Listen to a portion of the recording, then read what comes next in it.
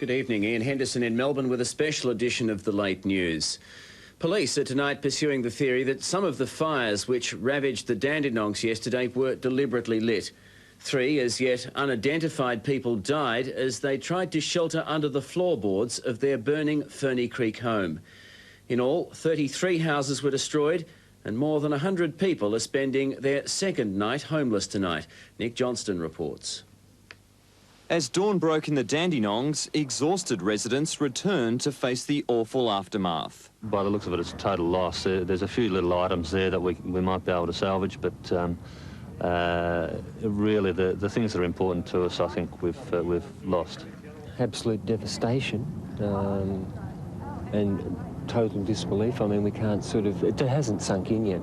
40 yesterday I was. Nice present, went up with a bang. That's what we were laughing at, that's what... Loved ones consoled each other as others began sifting through the wreckage. 3 people are confirmed dead, their bodies found in this burnt-out house. Arson squad detectives inspected the area today and are treating the fires as suspicious. Well, there's been several people as suspects from the general public that have been spoken to, but at this stage it's no more than just a suspect. This house is just one of dozens destroyed in the fires, with the total damages bill expected to run into millions of dollars. And with the hot weather set to continue, authorities have warned residents about the possibility of more bushfires. No, we've got a long way to go yet, and that's I like and impress again is that we want a public partnership. We want a partnership with communities throughout Victoria to stop this thing happening again. Finally, what everyone had been waiting for, the rain providing a welcome respite for the day's heroes. As volunteers set up refuges for the homeless, the Prime Minister pledged his support.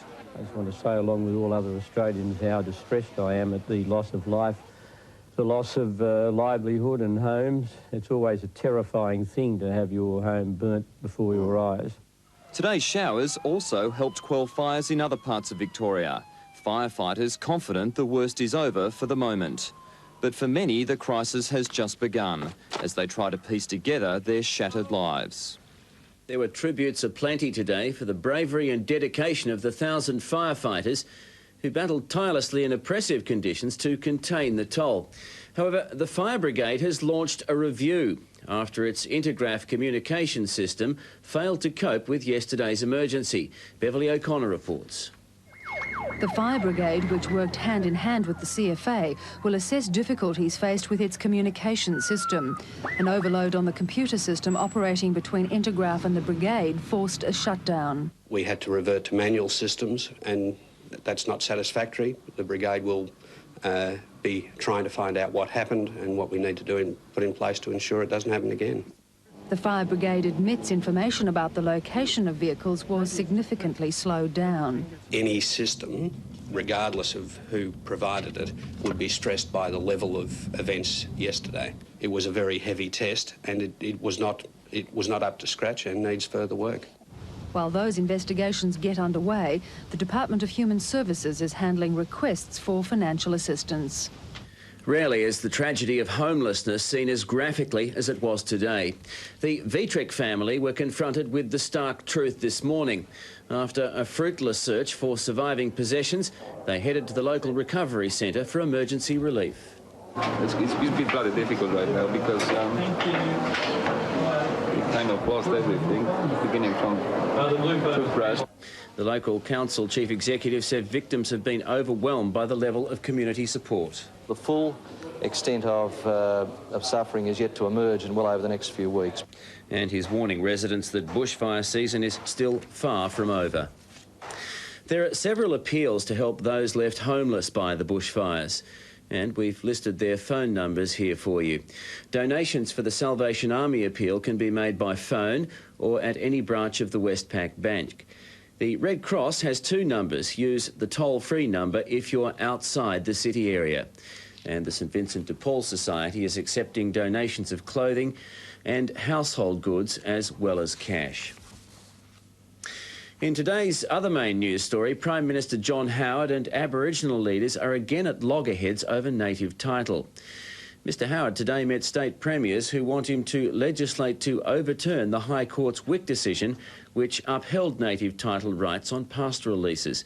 Afterwards, he wouldn't rule out that option or changes to the Racial Discrimination Act. You're asking me for a guarantee that we won't touch existing legislation. I can't give that.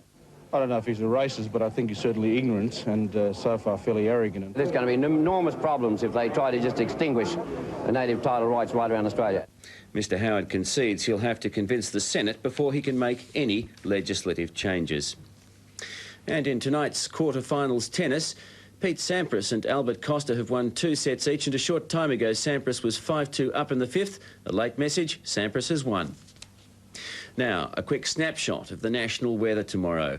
Storms in Broome and Canberra, a few showers in Brisbane, Hobart and Darwin.